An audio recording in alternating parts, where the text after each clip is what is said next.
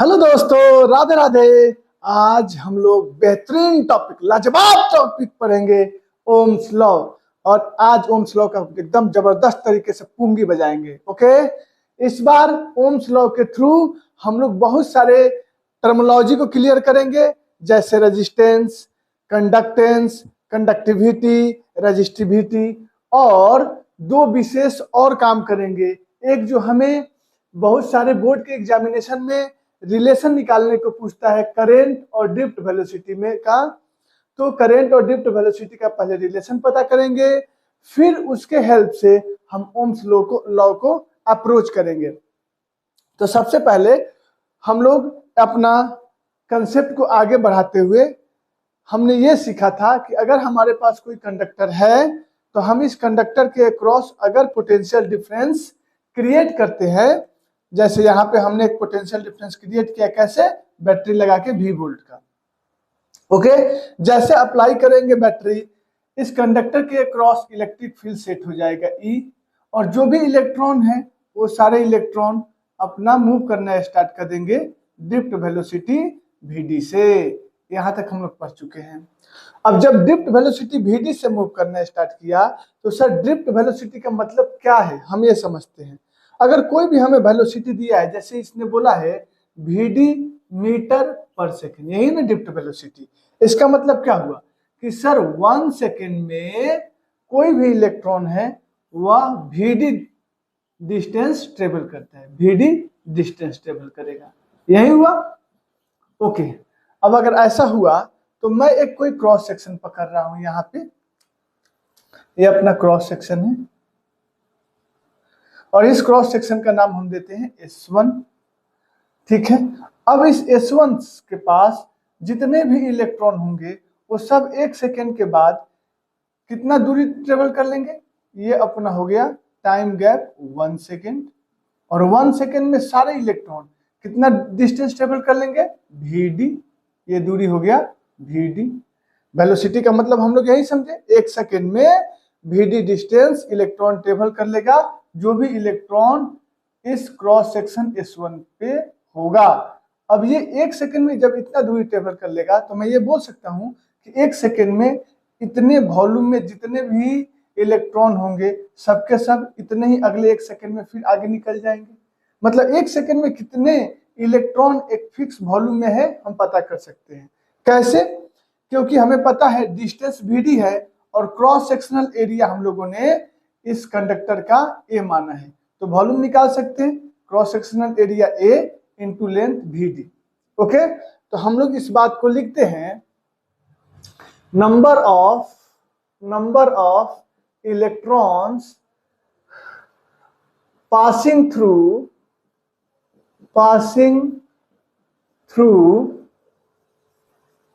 a given cross section को short में लिखेंगे ऐसे, क्रॉस और ये section, given cross section S1 इन 1 सेकेंड, 1 सेकेंड में कितना? तो सर हर मटेरियल के लिए, जैसे कंडक्टर है तो कंडक्टर अलग अलग मटेरियल के होंगे, कॉपर का हो सकता है, एल्युमिनियम का हो सकता है, ऐसे बहुत सारे हमारे पास कंडक्टर होते हैं। तो उन सब में नंबर ऑफ इलेक्ट्रॉन्स पर यूनिट वॉल्यूम अलग अलग होता है, ये मटेरियल का प्रॉपर्टी है। वैसे ही मैं जो भी ये कंडक्टर लिया हूं उसमें माना हूं कि जो फ्री इलेक्ट्रॉन डेंसिटी है, मतलब number of electron per unit volume, उसका संख्या n है। ठीक है, तो अगर हमें निकालना है कि इस Vd डिस्टेंस ट्रेवल करने में कितना वॉल्यूम बना, तो हम लिख सकते हैं कितना, क्रॉस सेक्शन एरिया A और ये अपना दूरी Vd, तो ये वॉल्यूम हो गया। अब हमें पता है यूनिट वॉल्यूम में कितना इलेक्ट्रॉन है n, तो हमने मल्टीप्लाई कर दिया, तो हमें क्या मिल गया, total electron in given volume A into Vd। ठीक है, क्योंकि इसका यूनिट कितना हो गया, इलेक्ट्रॉन्स पर मीटर क्यूब, और इसका यूनिट क्या हो गया, मीटर क्यूब, तो ये गायब हो जाएगा, हमें क्या मिल जाएगा, इलेक्ट्रॉन्स की संख्या। ठीक है, अब अगर हमें कोई पूछे, ठीक है तो आप क्रॉस सेक्शन S1 से कितना चार्ज पास हुआ, तो हम बोल सकते हैं charges passing through given cross section in 1 second. तो कितना होगा? तो हमें इलेक्ट्रॉन का संख्या पता है sir, N A V D, ये इलेक्ट्रॉन का संख्या है। अब जब इलेक्ट्रॉन का संख्या पता होगा तो चार्ज के लिए क्या करेंगे? इलेक्ट्रॉनिक चार्ज से मल्टीप्लाई कर देंगे। ये हमारा आ गया चार्ज। तो अगर हमसे कोई पूछेगा करंट बताइए, तो क्या बताएंगे? करंट क्या जानते हैं हम लोग सर? Charge upon time. तो सर हमें चार्ज मिल गया है। कितना चार्ज है? NaVd इंटू ई अपॉन टाइम कितना है? तो हमने 1 सेकेंड में, तो यहाँ रखा 1 सेकेंड। कितना आ गया? NaE into VD।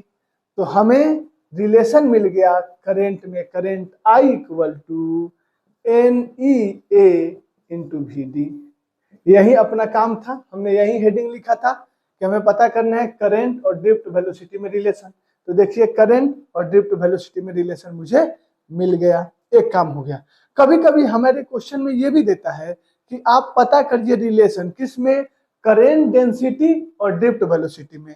तो वो भी इजी है, हम लोग पिछले ही लेक्चर में क्लियर किए हैं कि सर करंट डेंसिटी J कैसे डिफाइन होता है? Current per unit cross sectional area. तो करंट कितना है अपना? करंट कितना है? J इक्वल टू क्या लिख सकते हैं? करंट कितना हो गया? NEAVD upon cross sectional area A है, ये डिवाइड हो गया। कितना आ गया? J equal to NEVD। आप इसे बहुत ध्यान से याद रखिएगा, ये बहुत ज्यादा इंपॉर्टेंट फॉर्मूला है। इसमें IIT ने भी और नीट ने भी खूब क्वेश्चन पूछा है। हम आज क्वेश्चन इस पे करके आपको दिखाएंगे भी। तो एक अपना रिजल्ट एक ध्यान रखने वाला यहाँ पे है, दूसरा रिजल्ट ध्यान रखने वाला यहाँ पे है। ठीक है, हम लोग फिर इसके बाद न्यूमेरिकल का मजा लेंगे। आप पहले इतना नोट करिए। अब यहाँ पे हम लोग बात करते हैं, हम लोगों ने देखा current density J equal to क्या मिल गया? NE into VD। इस रिलेशन से हम लोग आगे प्रोसीड कर सकते हैं। एज वी नो दैट क्या? Drift velocity in term of relaxation time. पिछले लेक्चर में हम लोगों ने इसे फाइंड भी किया था, E tau upon M into capital E। Okay, हमें सारा टर्मोलॉजी पिछले लेक्चर में क्लियर कर दिया था हमने। अब अगर ड्रिफ्ट वेलोसिटी का वैल्यू इस रिलेशन में रखते हैं तो क्या मिलेगा? देखिए J इक्वल टू NE और VD के जगह पे पुट कर लेते हैं, E tau upon M into E। क्या हो जाएगा? NE square tau upon M into E। ठीक है, अब देखिए current density J equal to, ये जो पूरा टर्म है, अगर एक कंडक्टर लेते हैं तो कंडक्टर के लिए हमारा N फिक्स हो गया, जो भी आपने कंडक्टर सिलेक्ट कर लिया। और एक पर्टिकुलर टेम्परेचर पे बात करें तो अपना रिलैक्सेशन टाइम ये भी फिक्स हो गया। तो किसी कंडक्टर के लिए मैं ये बोल सकता हूँ, for a given conductor at given temperature, ये पूरा का पूरा टर्म क्या होगा? कांस्टेंट होगा। ये क्या हो जाएगा? अगर ऐसा होगा तो ये टर्म कांस्टेंट हो जाएगा। और इस कांस्टेंट टर्म को हम डिनोट करते हैं सिग्मा से, और इसको बोलते हैं हम लोग कंडक्टिविटी। क्या बोलेंगे? इसको बोलते हैं कंडक्टिविटी ऑफ कंडक्टर। तो एक टर्म हमारा आ गया कंडक्टिविटी। कैसे आता है आपने देखा? तो इसे लिख सकते हैं सिग्मा इंटू ई। लेकिन हमारा न्यूमेरिकल जेई पे, नीट में, सब पे इस रिलेशन पे आता ही है। और साथ ही साथ ये भी रिलेशन बड़ा इंपॉर्टेंट है, जबरदस्त। इसलिए इसको भी याद रखेंगे कि सर यहाँ पे सिग्मा, वेयर सिग्मा का मतलब अपना होगा NE square tau upon M। Clear है? m क्या है, मास ऑफ इलेक्ट्रॉन है। अब देखिए जब कंडक्टिविटी मिल जाता है तो हम एक टर्म डिफाइन करते हैं रो, जिसको बोलते हैं रेजिस्टिविटी ऑफ कंडक्टर। क्या बोलेंगे इसको, रेजिस्टिविटी, रेजिस्टिविटी ऑफ कंडक्टर, ठीक है, रेजिस्टिविटी ऑफ कंडक्टर बोलेंगे। और ये कैसे डिफाइन होता है, तो ये डिफाइन होता है रेसिप्रोकल ऑफ कंडक्टिविटी। अगर कंडक्टिविटी का रेसिप्रोकल करते हैं तो हमें मिल जाता है रेजिस्टिविटी। अब इस कंसेप्ट को इसमें लगाया जाए तो हम लिख सकते हैं current density J equal to, हम लोग कंडक्टिविटी को रिप्लेस कर देंगे रेजिस्टिविटी से, तो यहाँ चला जाएगा सिग्मा और नीचे आ जाएगा रो, 1/ρ इंटू E। हमारा ये रिलेशन हो गया। तो हम यहीं पे आपको क्लियर कर देते हैं, हमने अभी क्या पढ़ा, हमने पढ़ा कि सर करेंट डेंसिटी J को हम लोग लिख सकते हैं सिग्मा इंटू E, और current density J equal to लिख सकते हैं कितना, 1/ρ इंटू E। और इन दोनों फॉर्म को बोलते हैं microscopic form of Ohm's law. क्या बोलते हैं इसको, microscopic form of Ohm's law, इसी को बोलते हैं। ठीक है, देखिए हम लोग रिलेशन जो था करेंट डेंसिटी का और ड्रिफ्ट वेलोसिटी का, उसी से ओम्स लॉ का माइक्रोस्कोपिक फॉर्म को हम लोगों ने डेरिवेट कर लिया, और इसको ऐसे भी बोलते हैं differential form of Ohm's law. क्या बोलेंगे, differential form of Ohm's law, differential form of Ohm's law. Clear है। अब एक बात और आपको ध्यान रखनी है, हम लोगों ने ई टाउ अपॉन एम को ही क्या बोला था, म्यू, याद करिए, म्यू इंटू ई। और ये म्यू जो होता है इसको मैंने क्या बोला था, मोबिलिटी ऑफ फ्री इलेक्ट्रॉन, और यही रिस्पॉन्सिबल होता है कंडक्टर के अंदर इलेक्ट्रिक करंट को फ्लो कराने के लिए। मतलब जो इस कंडक्टर के थ्रू करंट मैं मान रहा हूं आई फ्लो कर रहा है, वो किसके कारण हो रहा है, तो मोबिलिटी ऑफ फ्री इलेक्ट्रॉन। तो ये बोल सकते हैं mu responsible for flow of current. Conductor के अंदर करंट के फ्लो के लिए कौन रेस्पॉन्सिबल होता है, म्यू। तो यहाँ पे हम लोगों ने एक इम्पॉर्टेंट कंसेप्ट के ऊपर काम किया, ओम्स लॉ, और हमने उनके दोनों फॉर्म को, माइक्रोस्कोपिक फॉर्म को आपके सामने रखा है। आप इसे अच्छे से नोट करिए, फिर आगे बात करते हैं। अब अपना कंसेप्ट आगे बढ़ाते हैं। देखिए जो ये अपना कंडक्टर है, हम इसे मान रहे हैं कि अपना कंडक्टर होमोजीनियस है। होमोजीनियस का मतलब हुआ कि आप इस कंडक्टर में कहीं भी यूनिट वॉल्यूम पकड़िए तो उसमें नंबर ऑफ इलेक्ट्रॉन की संख्या आपको सेम मिलेगी। और आइसोट्रॉपिक का मतलब हुआ कि आप किसी भी प्रॉपर्टी की बात करिए, जैसे हम यहाँ पे इलेक्ट्रॉन के मूवमेंट में जो रेजिस्टेंस ऑफर करता है कंडक्टर, अगर उसकी बात करें तो आप टॉप जाइए, राइट टू लेफ्ट जाइए, या लेफ्ट टू राइट जाइए, या टॉप टू बॉटम जाइए, सभी डायरेक्शन में सेम मिलेगा। तो अगर ऐसा होता है, हम अपना कंडक्टर इस कंडीशन को सेटिस्फाई करता है, होमोजीनियस है, आइसोट्रॉपिक है, और पूरा क्रॉस सेक्शन यूनिफॉर्म है, तब हम लोग यूज करते हैं जो अभी रिजल्ट डेरिवेट किए थे, क्या, कि current density is equal to 1/ρ into E. E क्या है, इलेक्ट्रिक फील्ड, रो क्या है, रेजिस्टिविटी ऑफ कंडक्टर, जे क्या है, करंट डेंसिटी, पहले से ही पता है।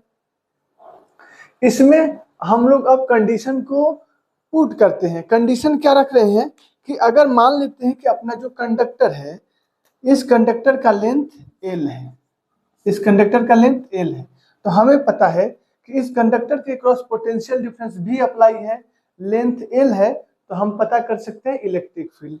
किस रिजल्ट से, हमें रिजल्ट पहले से पता है कि V is equal to potential difference क्या होता है, electric field into length of conductor.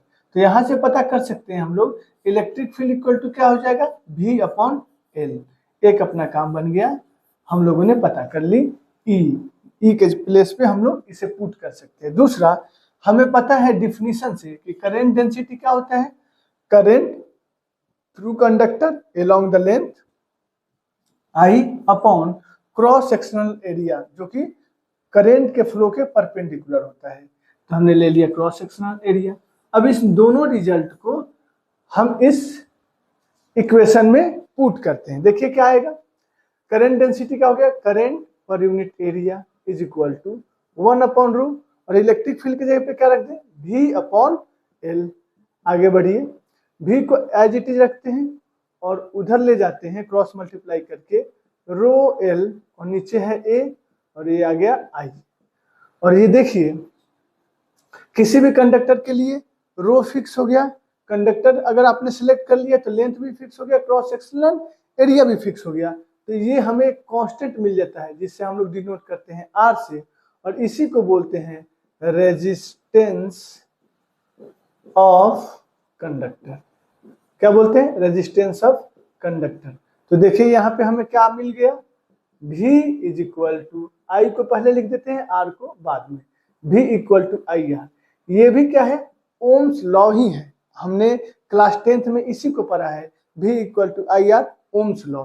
लेकिन इस ओम्स लॉ को, ओम्स लॉ के इस फॉर्म को, ओम्स लॉ के इस फॉर्म को क्या किस फॉर्म में यूज करते हैं, सर्किट एनालिसिस में। V equal to IR is used in circuit analysis. एक काम हो गया। अब सर्किट एनालिसिस में हम आराम से अप्लाई करेंगे। कैसे अप्लाई करेंगे, देखिए अगर हम कंडक्टर है तो हम कंडक्टर के एक एंड को पकड़ लिया यहाँ पे और दूसरे एंड को यहाँ पे पकड़ लिया। अब कंडक्टर क्या कर रहा है सर, तो रेजिस्टेंस ऑफर कर रहा है, तो इसको बना देंगे हम लोग ऐसे, रेजिस्टेंस के लिए जिगजैग पाथ, ये रेजिस्टेंस हो गया है। तो ये कंडक्टर को रिप्रेजेंट कर रहा है जिसका एक एंड हम नाम देते हैं A है, दूसरा एंड क्या है, B है। एक किस पे है, बैटरी कनेक्टेड किए हायर पोटेंशियल पे, तो यहाँ लिख देते हैं VA is greater than VB। तो हमें पता है higher potential to lower potential current flow कर रहा है पूरे कंडक्टर में। हमने करंट का डायरेक्शन भी दिखाया है, तो अगर इसमें करंट आई जाए और इसका रेजिस्टेंस हमें निकल के आ गया R, तो हम क्या बोलेंगे, सर्किट जब भी हम बनाएंगे तो कंडक्टर को इसी तरीके से रिप्लेस करेंगे। तो हम लिखेंगे potential difference VA minus VB is equal to क्या मिला हमें, potential difference equal to I जो करंट फ्लो कर रहा है और रेजिस्टेंस R। समझ में आ गया, क्लियर है। अब अपना एनालिसिस क्या बच गया सर, रेजिस्टेंस R देखिए ना, R क्या है, R जो है यहाँ पे वो है rho into L by A। अब इसमें आपको ध्यान देना है क्योंकि अलग अलग क्रॉस सेक्शन के थ्रू हमें करंट बार बार पूछता है। तो हम यहाँ पे L क्या लिए हैं, length of conductor along current flow direction. Current का फ्लो का डायरेक्शन ये है, उसी डायरेक्शन में अपना लेंथ होना चाहिए। ए क्या है, क्रॉस सेक्शनल एरिया। देखिए जिस क्रॉस सेक्शन से करंट पास कर रहा है वह एरिया आपको लेना है। और रो क्या है, ये तो प्रॉपर्टी ऑफ कंडक्टर है, रेजिस्टिविटी। क्लियर है, यहाँ पे आपको पूरी तरीका से हमने इस कंसेप्ट को क्लियर किया, कैसे यूज करना है सर्किट में, कैसे यूज करना है आर का वैल्यू। समझ में आ रहा है आपको। इस फॉर्मूले से हमें नीट ने भी क्वेश्चन पूछा है, जेई ने भी क्वेश्चन पूछा है, तो हम इस पे भी न्यूमेरिकल प्रैक्टिस करेंगे, इस पे भी न्यूमेरिकल प्रैक्टिस करेंगे और इस पे भी न्यूमेरिकल प्रैक्टिस करेंगे। करेंट डेंसिटी और ड्रिफ्ट वेलोसिटी के बीच में जो रिलेशन हम लाए थे उस पे भी न्यूमेरिकल प्रैक्टिस करेंगे। लेकिन एक टर्म को हम लोग अभी यहीं पे क्लियर कर लेते हैं, आप पहले इसे नोट करिए। देखिए अब हम बात करते हैं कंडक्टेंस का। कंडक्टेंस क्या होता है, तो पहले समझिए कि इसे डिनोट करते हैं हम लोग कैपिटल G से, और डिफाइन कैसे करते हैं, the inverse of resistance resistance का जो इनवर्स होता है उसी को हम लोग कन्वर्ट बोलते हैं कंडक्टेंस। तो कैपिटल G इक्वल टू क्या लिख सकते हैं, 1/R। ठीक है, तो आज हम लोगों ने बहुत सारे टर्मोलॉजी और कंसेप्ट को डील किया। उन सबको मैं पहले आपको दिखाता हूं और इससे रिलेटेड जो भी हमारा कंसेप्ट आगे के तरफ एक्सप्लेनेशन करना है अगले लेक्चर में करेंगे। पहले हम जितने फार्मूले और कंसेप्ट सीखे हैं उन पे पिछले ईयर में नीट और जेई में पूछे गए क्वेश्चन को कुछ हम लोग सॉल्व करते हैं। ठीक है, पहले बात की है हम लोगों ने आज कि सर हमारे पास एक रिलेशन है, current density is equal to NE into VD, और हमें पहले से पता था कि VD को हम लोग रिलैक्सेशन टाइम के टर्म में लिख सकते हैं E tau upon mass of electron into electric field. ठीक है, फिर इसको सॉल्व किया हम लोगों ने और लाया J equal to sigma into E। इसको हम लोगों ने बोला microscopic form of Ohm's law या differential form of Ohm's law. और फिर हम लोग जानते हैं सिग्मा जो होता है इसका रेसिप्रोकल क्या कहलाता है, रेजिस्टिविटी। तो 1/रो इंटू ई लिख सकते हैं J इक्वल टू। फिर हम लोगों ने डिफाइन किया सिग्मा को क्या, sigma is equal to NE² tau upon M। ये ध्यान रखना है कंडक्टिविटी को रिलैक्सेशन टाइम के टर्म में, और इसी का रेसिप्रोकल कर देते हैं तो रो मिल जाएगा। उल्टा कर दो, मास of electron divided by NE² tau. तो अपन के पास टोटल जो आज रिजल्ट पढ़े 1 2 3 और उससे रिलेटेड जो टर्म आया ड्रिफ्ट वेलोसिटी का, कंडक्टिविटी का, रेजिस्टिविटी का, और फाइनली हम लोग इन सब करने के बाद एक जो फार्मूला निकाले V इक्वल टू IR, जिसे हम लोग क्या बोले, ओम्स लॉ, और इस रिजल्ट को यूज करेंगे सर्किट एनालिसिस में, और हमें मिला यहाँ से R जिसको हमने लिखा था रो इंटू L/A। ठीक है, रेजिस्टेंस को हम लोग ऐसे डिफाइन किए। तो इन सारे कंसेप्ट के ऊपर अब न्यूमेरिकल की बात करते हैं। ओके, इसे नोट करिए आप। अब देखिए जो हम लोग सीखे हैं उसके ऊपर IIT के कुछ क्वेश्चन का प्रैक्टिस कर लेते हैं। इसका मतलब मैं पूरे IIT के जो भी क्वेश्चन है अपने कंसेप्ट के थ्रू इसे लॉलीपॉप खिलाना स्टार्ट करते हैं। ओके, चलिए पहला question, drift speed of electrons when 1.5 ampere of current flow in a copper wire of cross section 5 mm²। मतलब बोला गया कि हमारे पास एक कपर वायर है जिसका क्रॉस सेक्शनल एरिया हमें दे दिया, कितना दे दिया, 5 mm²। मतलब ए हमें पता चल गया 5 mm²। SI यूनिट में कन्वर्ट कर लेते हैं क्योंकि आगे है जो भी हमारा यूनिट है सब SI में है। तो ये 5 और 10⁻³ मिलीमीटर है और इसका स्क्वायर है तो कर देते हैं स्क्वायर, 5 × 10⁻⁶ मीटर स्क्वायर हो गया। और इसके थ्रू पास करने वाला जो करंट है I वो कितना दिया है, I इक्वल टू है 1.5 ampere.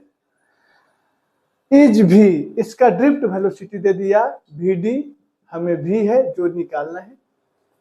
If the electron density in a copper is, wow, copper का इलेक्ट्रॉन डेंसिटी N का वैल्यू दे दिया, कितना है 9 × 10⁻28। तो जैसे ही हमें करेंट और क्रॉस सेक्शनल एरिया दिखा, करंट डेंसिटी पता हो गया क्योंकि current density current per unit area पता हो गया, और ड्रिफ्ट वेलोसिटी निकालना है N दे दिया है। तो याद करो हम लोग रिजल्ट क्या पढ़े हैं कि sir current density is equal to NE × VD, और हमें VD निकालना है, VD पता करना है। ठीक है, और VD किस में पता करना है, तो इन mm/s। तो हमें ये पता करना है mm/s में, और जहां भी हमें वैल्यू लेना होगा इलेक्ट्रॉन के चार्ज का take charge of electron to be 1.6 into 10 to the power -19 coulomb. और ये चारों ऑप्शन में से बताना है कौन सा सही है। तो पहले क्वेश्चन को पेशेंस के साथ पढ़ना है, डाटा को कलेक्ट करना है, समझना है, फिर आपको ध्यान देना है कि किस कंसेप्ट का यूज करें ताकि हमें जो डाटा फाइंड करना है वो निकल जाए गिवन डाटा से। क्लियर है? तो हमने देखा सर हमारे पास करेंट डेंसिटी, ड्रिफ्ट वेलोसिटी और एन में रिलेशन होता है J equal to N into VD। अब हमें ड्रिफ्ट वेलोसिटी चाहिए तो क्या कर सकते हैं, current density divided by N into E. अब करेंट डेंसिटी कैसे निकालते हैं, करेंट पर यूनिट एरिया, तो नीचे आ गया एरिया और यह है एन इंटू ई। अब सबका वैल्यू रख देते हैं तो VD इक्वल टू करेंट कितना है 1.5 एम्पियर डिवाइडेड बाई ए कितना है 5 इंटू 10 टू द पावर -6। ठीक है, अपना ए हो गया। एन कितना है 9 into 10 to the power of 28। देखिए अपना यूनिट वॉल्यूम में इलेक्ट्रॉन का संख्या कितना होता है कंडक्टर का, 9 इंटू 10 टू द पावर 28, इसके रेंज में होता है 10 टू द पावर 28। इसीलिए हमारा एक क्वेश्चन भी पूछा जाता है कि सर ड्रिफ्ट वेलोसिटी कम होने के बावजूद भी हमें करेंट प्रैक्टिकल जो हम लोग यूटिलाइज करते हैं वैल्यू वो कैसे मिल जाता है। क्यों मिलता है, क्योंकि हमारे पास जो इलेक्ट्रॉन जो क्रॉस सेक्शन से फ्लो करता है उसका वेलोसिटी कम होने के बावजूद भी उसका संख्या इतना ज्यादा है कि हमें इफेक्टिव करेंट का वैल्यू प्राप्त हो जाता है। ठीक है, तो हमें आ गया ये ई का वैल्यू कितना यूज कर सकते हैं 1.6 into 10 to the power of -19 coulomb. अब सारे वैल्यू को रखिए, कैंसिल करिए, तो कैसे कर सकते हैं 5 3 जा 15, ये 0.3 हो गया। अब ये 3 से कैंसिल करिए, 3 3 जा 9 और ये डेसिमल के चलते एक 0 यहाँ ला दीजिए। ठीक है, सबको अरेंज कर लेते हैं। 1 अपॉन ऊपर कुछ भी नहीं बचा, नीचे क्या है यहाँ पे 30 है, यहाँ पे 16 है, तो एक 0 से इसका डेसिमल खत्म कर देते हैं। 16 3 जा 48, अपना इसका काम हो गया। अब 10 का पावर है, लीजिए 10 टू द पावर, नीचे ही लिख लेते हैं 10 टू द पावर ऑफ, ये +28 है, ये -6 है और ये -19 है। कितना हो जाएगा 1/48 और इनटू ऊपर लिख देते हैं 28 है यहाँ, तो 19 और 6 25 और 28 में से 25 जाएगा तो 3 ऊपर जाएगा तो 10 टू द पावर -3 और 10 टू द पावर -3 को मिलीमीटर लिख सकते हैं। तो इसको 1/48 को आप डिवाइड करिए, डिवाइड करने के बाद हमें मिलेगा 0.02 और इसको लिख सकते हैं मिलीमीटर पर सेकेंड। आपका आंसर हो जाएगा, मतलब ऑप्शन नंबर डी। ठीक है, मजे आ गए कि नहीं, एकदम इजी है। इस टाइप से हम सारे क्वेश्चन कर ले जाएंगे। अब हम लोग नेक्स्ट क्वेश्चन की बात करते हैं। रीड करिए question, a current of 5 ampere passes through a copper conductor. Solution करते हैं। एक अपने ये कॉपर कंडक्टर हो गया,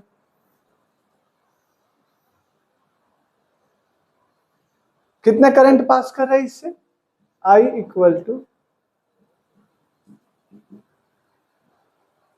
5 एम्पियर।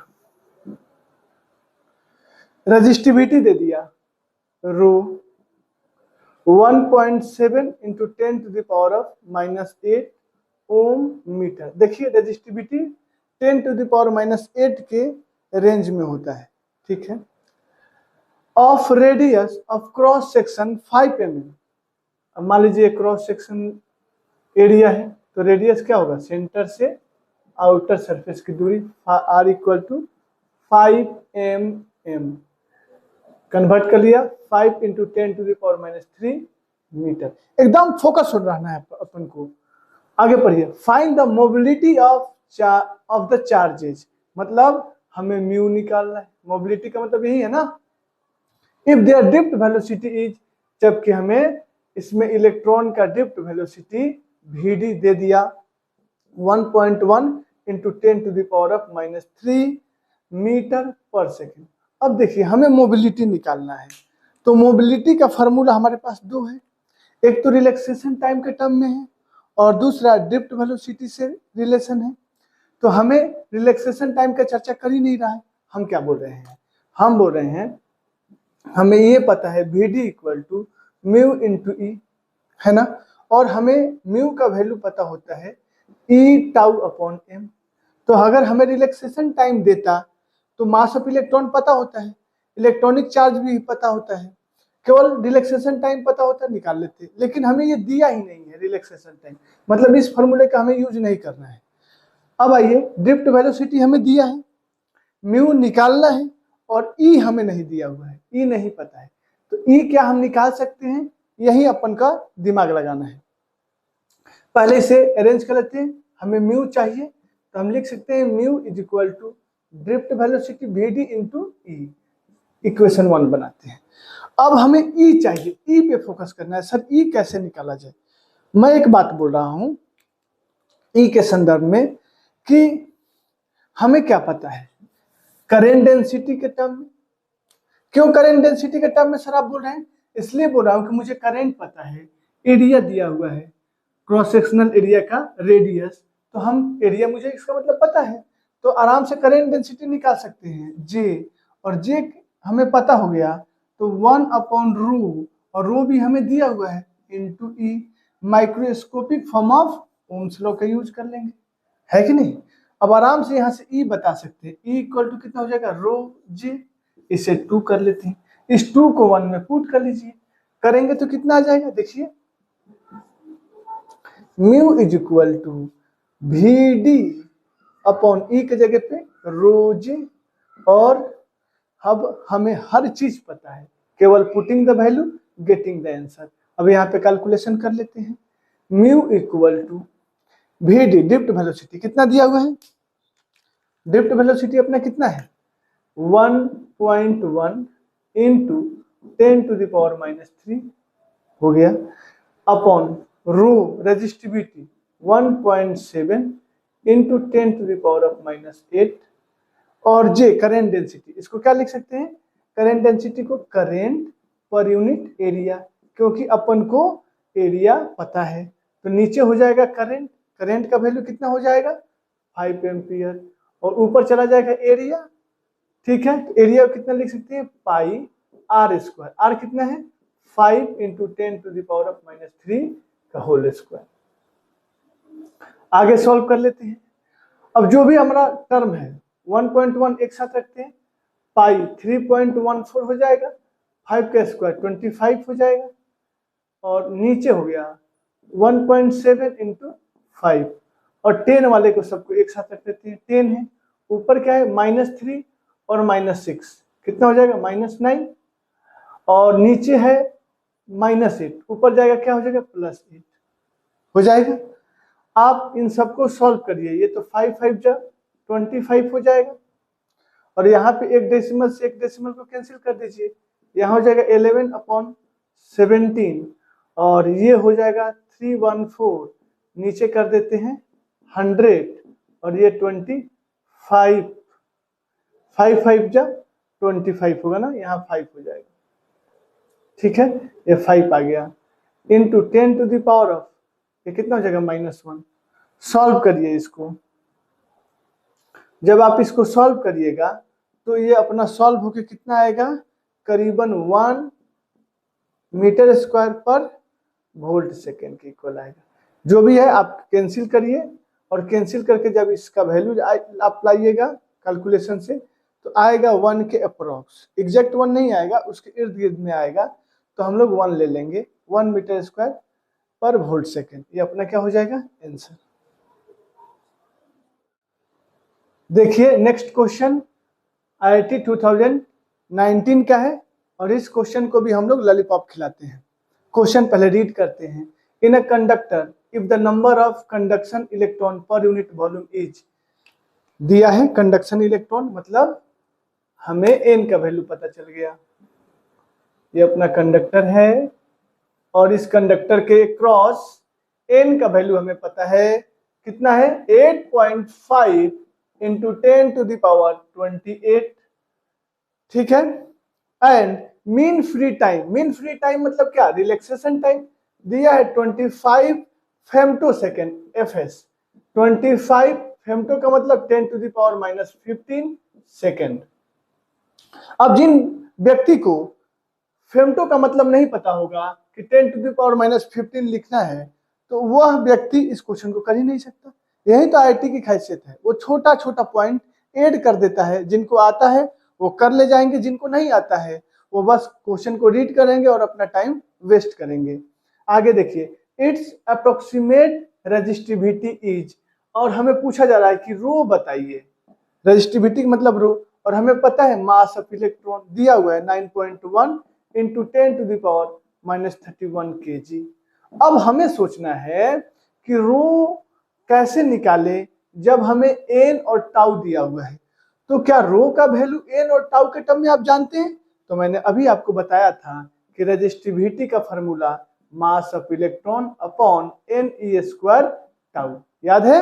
तुरंत इसमें पुट कर लेते हैं। Mass of electron 9.1 into 10⁻31 upon N का वैल्यू कितना है 8.5 इंटू 10⁻28। ई का वैल्यू हमें पता है 1.6 इंटू 10⁻19 का होल स्क्वायर, और टाउ का वैल्यू हमें दिया हुआ है 25 इंटू 10⁻⁻15। आप जब इसे कैलकुलेट करोगे तो ये आता है 1.6 इंटू 10⁻⁻8। आप इसे कैलकुलेट कर लेना। तो हमें बोला है अप्रोक्सीमेट किस रेंज में आ रहा है, तो हमारा दिख रहा है 10⁻⁻8 के रेंज में आ रहा है। और यहाँ पे देखिए ऑप्शन -6 है, -7 है, 10⁻⁻8 है, 10⁻5 है। तो 10⁻8 वाला ऑप्शन किस में दिख रहा है? सी में। तो अपना आंसर हो जाएगा सी। क्या बहुत इजी नहीं है? अब पूरे क्वेश्चन में क्या चाहिए आपको? अगर हम इस पूरे क्वेश्चन में बोले कि आपको क्या पता होना चाहिए, तो पहला ये फॉर्मूला, दूसरा ये आपका यूनिट, फेम्टो का मतलब क्या होता है। अगर ये पता है तो क्वेश्चन आप कर ले जाइएगा, है ना इजी? खिलाए ना लॉलीपॉप। चलिए अब हम लोग नेक्स्ट क्वेश्चन की बात करते हैं। आईआईटी 2021 का क्वेश्चन है, और चलिए अब हम लोग नेक्स्ट क्वेश्चन आईआईटी 2021 की बात करते हैं, और इस क्वेश्चन को भी खिलाते हैं लॉलीपॉप। ओके, आइए।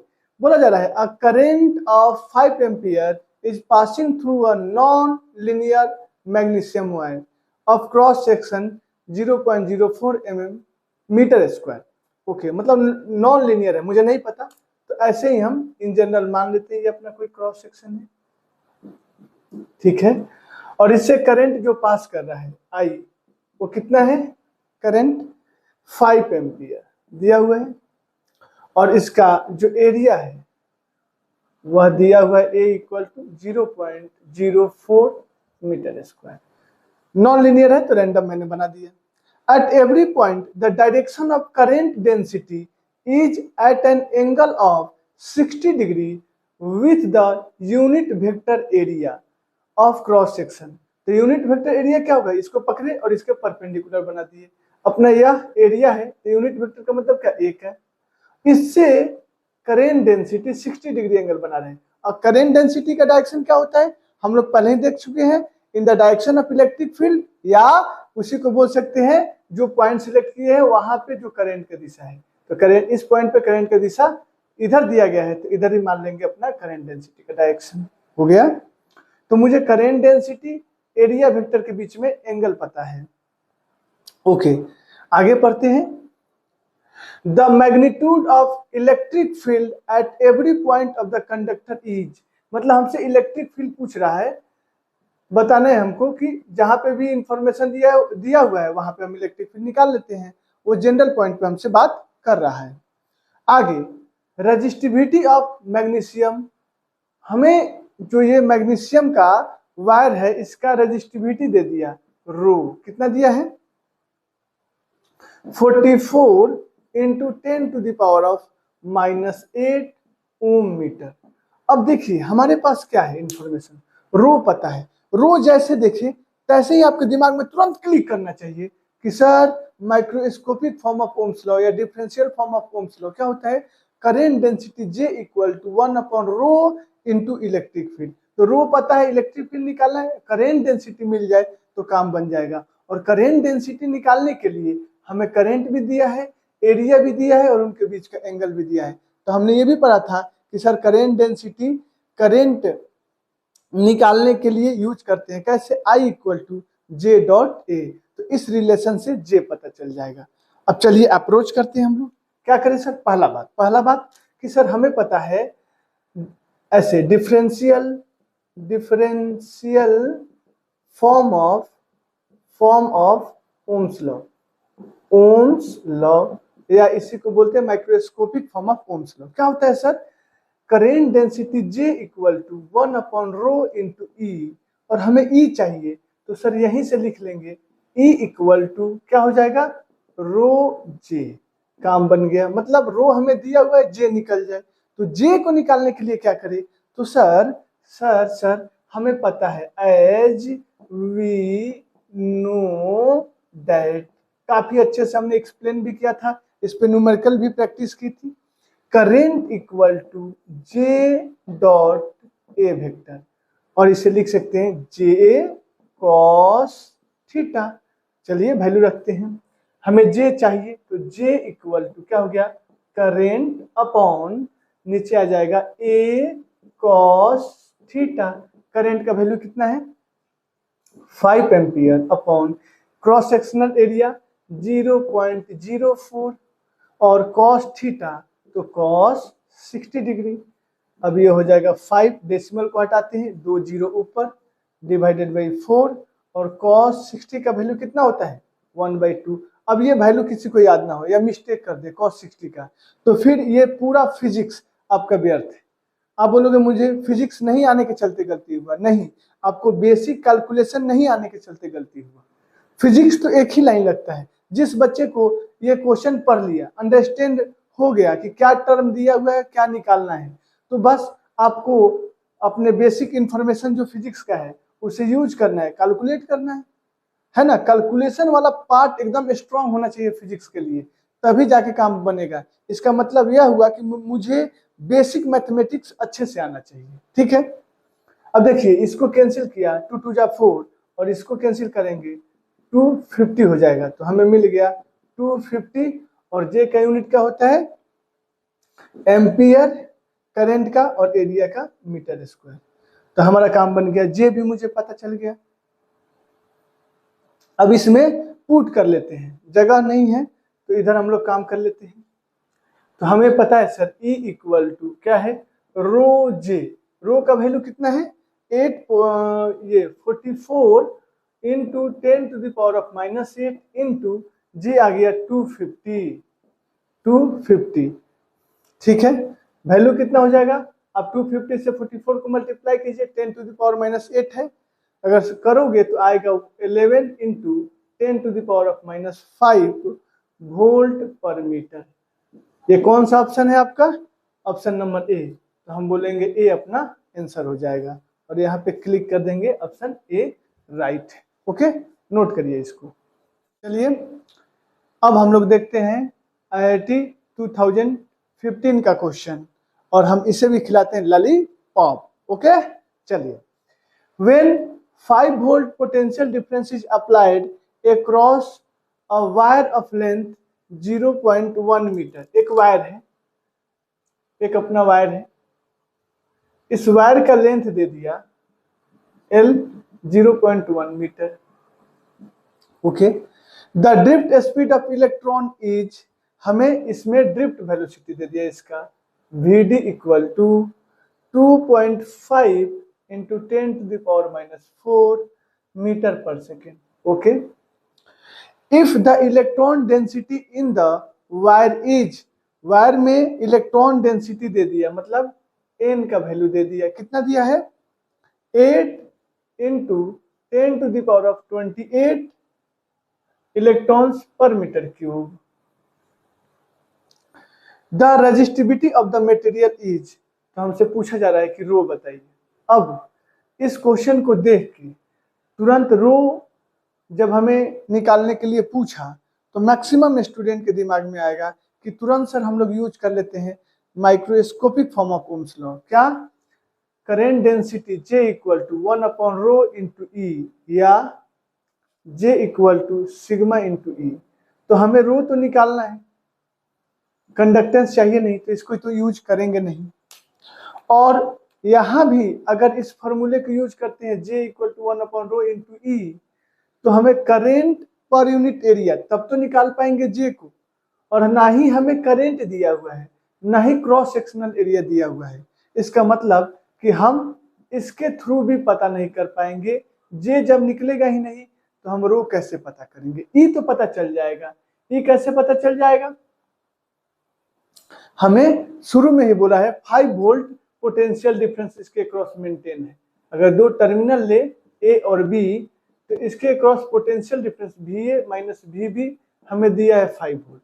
तो पोटेंशियल को हम लोग लेंथ से डिवाइड कर देते, इलेक्ट्रिक फील्ड मिल जाएगा। लेकिन ये इलेक्ट्रिक फील्ड मिल जाए, J नहीं मिले, तो फिर रो कैलकुलेट नहीं होगा। तो ये दोनों कंसेप्ट हमारा नहीं लगने वाला है। तो अब क्या करें? तो इन्हीं के हेल्प से हमने आगे पोटेंशियल के टर्म में फॉर्मूला निकाला था कि V equal to IR, potential difference across the wire और conductor equal to current into resistance. Current निकाल सकते हैं, हाँ, हम लोग रिलेशन पढ़े थे करंट का ड्रिफ्ट स्पीड के साथ, I equal to NEA into VD। तो हमारा इस टर्म में आ गया। अब A आ रहा है, तो इसका भी उपाय है, क्योंकि हमें पता है कि R का वैल्यू होता है रो इंटू एल बाई ए, और दोनों जब प्रोडक्ट करेंगे तो ए गायब हो जाएगा। तब ये वैल्यू को इसमें रखिए, तो potential equal to INEA VD और R का वैल्यू रखे rho into L by A. अब A और A कैंसिल हो गया। अब सारा इंफॉर्मेशन नोन हो गई, NEVD रो एल, हमें रो चाहिए, तो यहाँ से रो इक्वल टू हो जाएगा V upon NEVD into L. आ गया आंसर, है नहीं जी? अब देखिए, यही आपको पहले सोचने का हैबिट डालना है। कुछ क्वेश्चन में पहले ऐसे प्रैक्टिस कीजिए, जैसे मैं बोल रहा हूँ, जैसे करा रहा हूँ। ऐसे करने से क्या होगा, आपको फॉर्मूला पे रीच करना आ जाएगा। दूसरी बात, आपको ये समझ में आ जाएगा कि इंफॉर्मेशन के अनुसार हम किस फॉर्मूला को सिलेक्ट करें और फिर उसे कैसे स्टेप बाय स्टेप ब्रेक करें। और जहां ये आपको आ गया, उसके बाद केवल बचता है कैलकुलेशन। तो हम लोग बेसिक पार्ट जो है मैथमेटिक्स का, जो फिजिक्स के लिए यूज करते हैं, उसको थोड़ा 2-4 बार रिवीजन करते रहेंगे, अपना काम बन जाएगा। अब देखिए, पोटेंशियल कितना दिया है? 5 वोल्ट रख देते हैं। 5 वोल्ट पोटेंशियल रख दिए। एन का वैल्यू कितना है? तो 8 into 10 to the power of 28 वहां पे। उसके बाद ई का वैल्यू कितना होता है? 1.6 into 10 to the power of -19। और ड्रिफ्ट वेलोसिटी हमें दिया हुआ है VD कितना है? 2.5 into 10 to the power of -4। और एल दिया हुआ है हमें मीटर में 0.1। आप इन सब का वैल्यू रखिए, कैलकुलेट कीजिएगा, तो आंसर इजीली आ जाएगा आपका। मैं यहाँ पे कैलकुलेट करूं तो आप देखिए,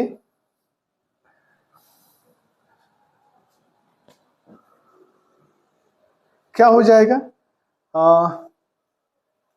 सब 5 यहाँ नीचे रखते हैं, 8 इंटू 1.6 और इंटू 2.5 इंटू 0.1 यहाँ लिख दिया। ऊपर करते हैं 10 का पावर 10, ऊपर जाएगा -28, ऊपर जाएगा +19 और ऊपर जाएगा +4, है ना? अब कोई चीज नहीं बचा। दूसरी बात, यहाँ 1 2 3 डेसिमल है, तो इन तीनों को हम हटा देते हैं ऐसे, और हटाकर ऊपर लिख देते हैं +3। हो गया। तो अपना हो जाएगा 19 + 4 23 और 3 26 और -28, तो कितना बच जाएगा? -2। तो ये अपना हो गया। इसको 5 5 जा 25, 1 से मल्टीप्लाई करेंगे यही रह जाएगा, तो ये हो गया 1 अपॉन ये 8 5 जा 40 और 40 इंटू 60, तो 16 चौका 64, ठीक है। 1 upon 640 into 10 to the power of -2, 10 to the power of -2। जब इसे हम सॉल्व करेंगे तो ये अपना अप्रोक्स आएगा 1.56 into 10 to the power of -5। और ये क्या निकाल रहे हैं, रो का यूनिट क्या होता है, ओम मीटर। और कोई भी ऑप्शन इस टर्म में नहीं है।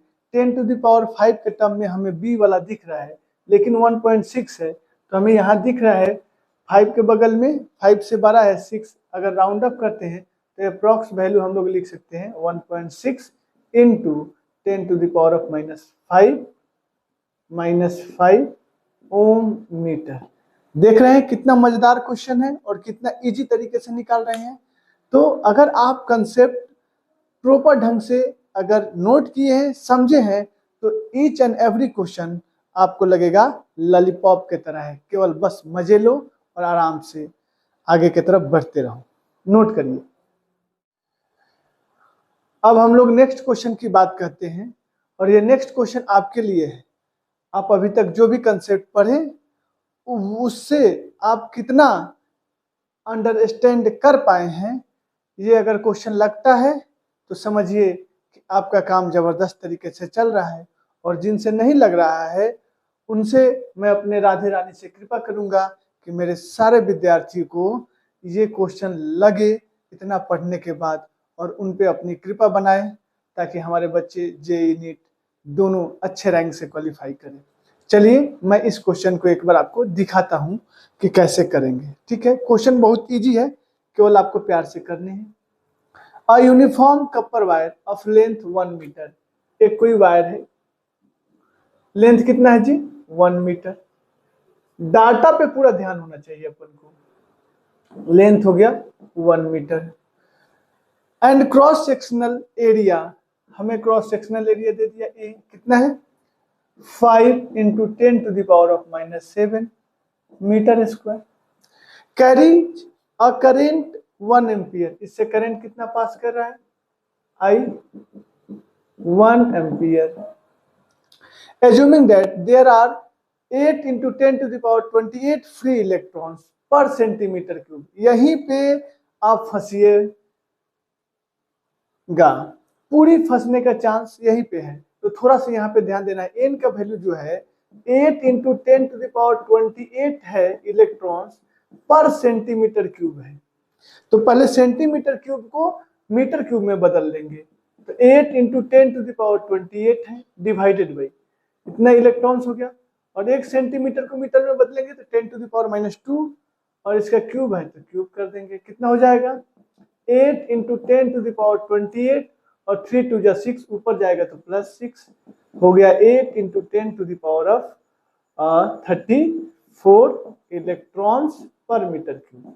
ये पहले आपको ध्यान रखना है। अगर आप खुद से इस क्वेश्चन को सॉल्व करिएगा तो यहाँ पे एक मिस्टेक होने का आपका चांस है। उसके बाद भाषा में आप फंसिएगा। क्या बोल रहा है, how long will an electron take to drift from one end of the wire to the other. मतलब इलेक्ट्रॉन अगर एक एंड से ड्रिफ्ट करना स्टार्ट करे और चलते चलते चलते चलते दूसरे एंड पे आए तो कितना टाइम लगेगा। हाउ लॉन्ग का मतलब क्या है, टाइम, हमें निकालना है टाइम।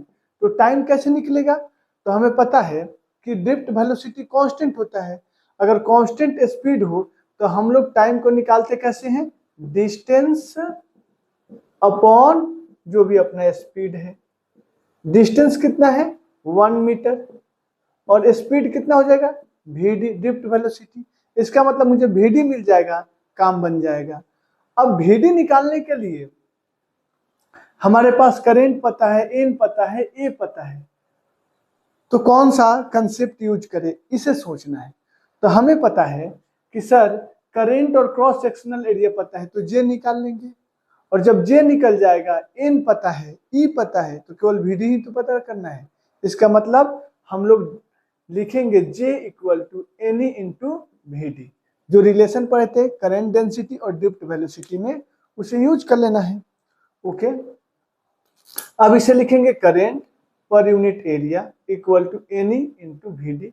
वीडी चाहिए तो वीडी इक्वल टू क्या हो जाएगा, current upon N E A. काम बन गया। करेंट का वैल्यू रखिए, करेंट कितना है अपना 1 एम्पियर डिवाइडेड बाई एन का वैल्यू कितना है, हमने निकाला है 8 into 10 to the power 8 into 10 to the power of 34 into E का वैल्यू कितना हो जाएगा 1.6 into 10 to the power of -19 और ए क्रॉस सेक्शनल एरिया कितना है 5 into 10 to the power of -7। काम खत्म। अब कितना हो जाएगा, ऊपर इसको लेके जाइए 10 टू द पावर -34 और ये जाएगा तो +19 और ये ऊपर जाएगा तो +7। नीचे क्या बच गया 8 और ये अपना 1.6, तो यहाँ पे डेसिमल को हटाते हैं तो ऊपर एक 10 जाएगा तो ऊपर +1 कर देते हैं और नीचे ये हो जाएगा 16 और नीचे हो गया 5। कितना आ गया अपन का, तो 10 टू द पावर ऑफ 19 + 1 20 और ये 7 27 में से -34 करिए तो -7 है ना। 19 + 1 20 और 7 27 3 30 और 4 7 -7। नीचे कर लीजिए 8 बचे 40 मतलब 8 5 जा 40। अब 40 इंटू 16 तो 640। अब 640 को हम सॉल्व करेंगे तो कितना हो जाएगा, इसे 1/64 इंटू 10 टू द पावर ऊपर भेज देते हैं तो एक और -8 हो जाएगा। जब इसे हम लोग सॉल्व कर लेंगे, चलिए हम लास्ट में सॉल्व करेंगे, वैल्यू को पुट कर लेते हैं। यहाँ पे हमें क्या चाहिए टाइम, तो रखिए 1 अपॉन ड्रिफ्ट वेलोसिटी कितना हो गया 1/64 into 10 to the power of -8 है ना। तो ये 64 ऊपर चला जाएगा 64 और नीचे रह जाएगा 10 टू द पावर -8 ऊपर भेज देते हैं तो 10 टू द पावर ऑफ +8 हो गया। अब अगर यहाँ डेसिमल देते हैं, क्योंकि डेसिमल के टर्म में या यहीं पे आंसर छोड़ देते हैं, ये अपना आंसर हो जाएगा, या किसी को करना है तो ऐसे लिख सकते हैं 6.4 मतलब यहाँ 10 से डिवाइड किया तो 10 से मल्टीप्लाई कर दो तो एक बढ़ जाएगा 9 सेकेंड। देखिए टाइम कितना ज्यादा है। इसीलिए हम लोग बोलते हैं कि इलेक्ट्रॉन जो है कंडक्टर के अंदर ड्रिफ्ट करता है लेकिन बहुत स्लोली। देखिए कितना आ रहा है, 1 मीटर का डिस्टेंस ट्रेवल करने में 6.4 into 10 to the power 9 second time ले रहा है। ये बहुत बड़ा टाइम है ना। ठीक है, तो मैंने आपको पूरी कंसेप्ट क्लियर कर दी, यहाँ पे कहीं से भी कोई कंसेप्ट नहीं छोड़ा। बाकी आगे का कंसेप्ट हम लोग अगले लेक्चर में देखेंगे। तब तक के लिए बाय बाय।